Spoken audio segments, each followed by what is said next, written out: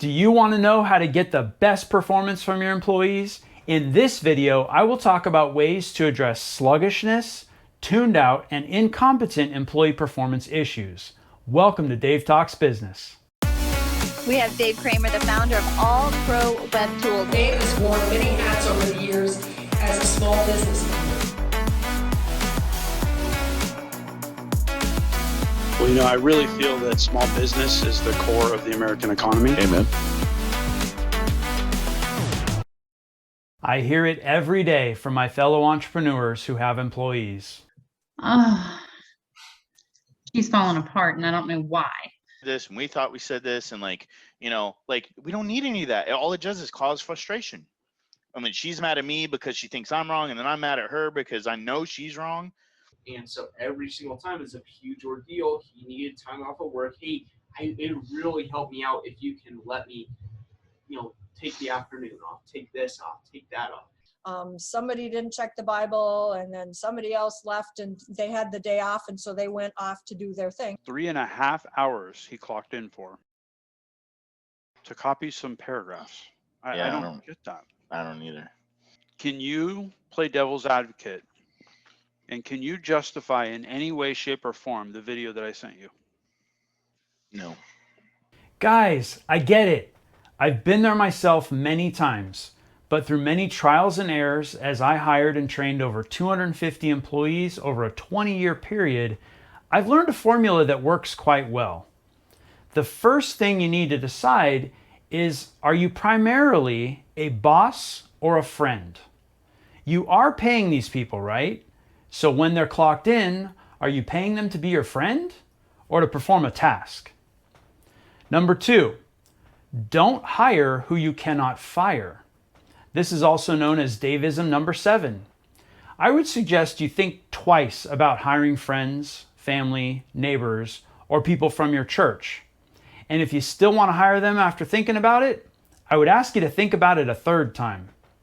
You have to ask yourself, what if I am forced to fire this person?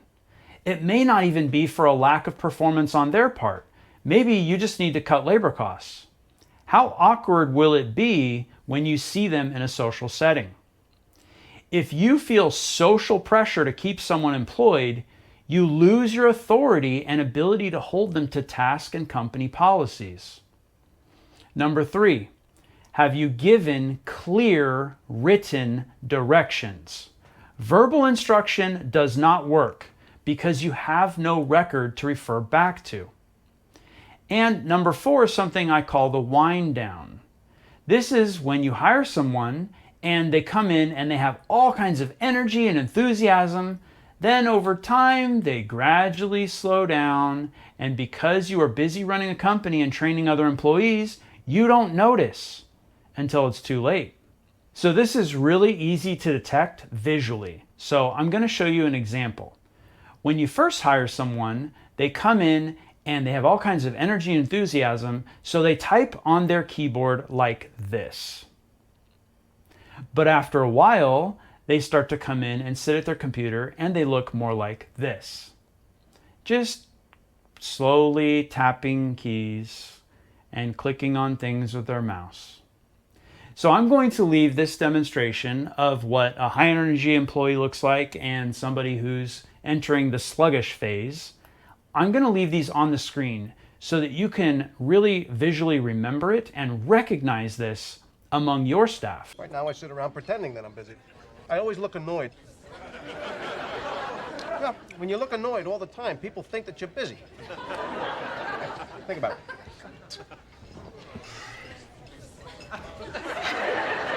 I just stare at my desk, but it looks like I'm working. I do that for probably another hour after lunch, too. I'd say in a given week, I probably only do about 15 minutes of real, actual work. Just because an employee clocks in on time and they're at their desks staring at a computer screen does not mean they're being productive. This guy had no motivation to do, he has no life motivation other than to play video games. That's really what it comes down to. And so my big question is, how do I motivate this guy? So I mean, he wants more money. That's like his big thing. He's like, I want more money. Yeah, so you just got to tell them, look, in order to get more money, you have to do more work or bring more value. Like, it's a simple mathematical equation. It is. More money equals more value. If you don't bring more value, you don't get more money. I've had success in setting goals and benchmarks in front of people. And the trick with goals and benchmarks is they have to be definitively Measurable. Measurable and specific. Yeah. They cannot have any ambiguity to them at all. Yeah, I can't tell him you need to do a better quality job of fixing computers. Right. It just plays into his whole not taking responsibility, his whole, lackadaisy approach over the past, month. I agree with you. It's difficult. But you and I have seen several employees do this, where they get into this sluggish pace. And we come behind them and we go, come on, let's go. And they're like, okay, I'm not go doing faster now. Yeah. And then you come back to them and you say, is it done yet? And I'm like, well, it took a little longer than I'm still working on it. I don't know what else we can do. When we have the heart-to-heart with him, which we've had, 3 heart-to-hearts with him? Like, what's going on, man? What do you need? How's it going? No, I'm fine. Everything's good. That's the thing we always hear. I'm good. Right. Everything's fine. Yeah. Any problems at home? Are you feeling sick? Are you having a hard time sleeping? Like, no, everything's fine. Okay. Well, why does it take you 3.5 hours to move some paragraphs around? Yep. We can give him a lot of what I would call non-tangibles. Like, dude, you're not communicating well. You're moving slow. Like, da-da-da. But that's not really like, right. Have you ever written him up? No. Okay. Then we definitely need to do that. I think we write him up for 3.5 hours on Friday. For sure. Yeah. I can't see any reasonable excuse for that. He should have enough wherewithal to know that 3.5 hours is unreasonable. And Right. he might say, well, you never told me it was 3.5 hours. You never told me you wanted it in an hour. And it's like, we can't follow you around and wipe your nose on every little thing. You've got to have common sense. You needed time off of work. Hey, it really helped me out if you can let me, take the afternoon off, take this off, take that off. Hey, I need to take a personal call so I can line stuff up with the lenders. Oh, hey, looks like I need to go pay rent. Looks like I need to do all of these different things that a normal functioning adult would just be like, all right, so, from 8 to 5, I work. and then 5 to 6, I take care of my adult life. If you need to be babysat, then this is not the job for you. Correct. Like, we are not paying you to make sure that you're not making mistakes. What it comes down to is somebody not paying attention to detail, and details are very important. And so what you need to do is every time there's a strike, every time there's a problem like that, and what's really nice with All Pro Web Tools, you have the documentation of exactly what the customer said in the text message. So there's no arguing the fact, right?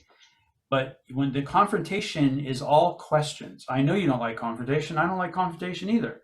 So you say, hey, I got a question for you. Can you look at this client? Can you look at what they said in this text? What did they say?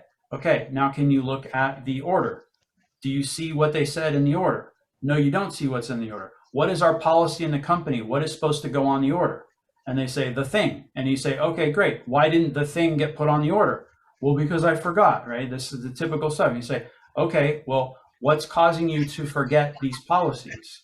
And that's when they'll usually say, well, I'm just not getting a lot of sleep right now, and my kids are driving me crazy, and I'm in a lot of pain, and I'm taking these drugs. And that's when they spill all this stuff, right? And that's when you say, totally understand, I totally get it. Why don't you take a week off and go get your life in order, and when you're straight, come on back. And so what you're actually doing is you're penalizing them for a week. They're not getting pay for a week. They're going to feel that, okay? But what you just said is completely reasonable. They said that their life is chaos. They said that their kids are driving them crazy. They said that they're on drugs right now because of pain medication, right? They gave you the excuse. So you say, I totally agree with you. You're absolutely right. Why don't you take the next week off? Because You're just not able to follow the policies, and you're forgetting to put the thing on the thing, right? And so after that week is over, they come back and then they make another mistake, and you do the exact same process again, and you make them take another week off. So what they're doing is they're coming in for one day and they're taking a week off. They're coming in for one day and they're taking a week off. In a month, how many days will they work for you? Right, 4. 4. How much will they get paid for? 4. Can they pay their bills with 4? Nah. No. They will find an exit, or they will find a solution. And they will know that you mean business, that details matter, and that everything that goes on the invoice needs to go on the invoice. They're going to either remember that because they don't want to take a week off. College degree marketing lady that you hired starting tomorrow. So she will be able to be training, and you'll see that, hey, there is somebody out there that might be replacing me. Maybe I should step up. 100%. What I call it is step up or step out. And it's done with a smile, and there's no hard feelings, and it's all reasonable, and it's all based on their excuse, right? Because all you're asking is questions. Hey, what's our policy? Hey, what did the customer say? Hey, did that end up on the order? Why didn't that end up on the order? Yes, it can be intimidating to push an employee to peak performance. The answer really comes down to be a boss, not a friend. And don't be afraid to hold their feet to the fire. Don't be afraid to make your expectations clear. Start writing them up for specific instances where a written policy was not followed, and follow the 3 strikes rule, at which point they are no longer employed by your company. Don't be afraid to let someone go. You may actually be improving their life as well as your own. I tried and I tried, but this topic just can't fit into a single YouTube video. So be sure to subscribe to the channel so you'll be notified next week when I release part 2, where I'll be discussing exactly how to hold employees accountable and the power behind clear written directions, and why and how to let an employee go. You will also hear real experiences from my coaching clients who have implemented these systems and how it affected their business and their peace of mind. Your goal should be to have the freedom to do what you want to do, and the vehicle that's going to get you there is having your own small business. So make sure to hit the subscribe button and the notification bell so you'll be notified the next time I drop a video to teach you exactly how to do that, how to run and manage your own small business.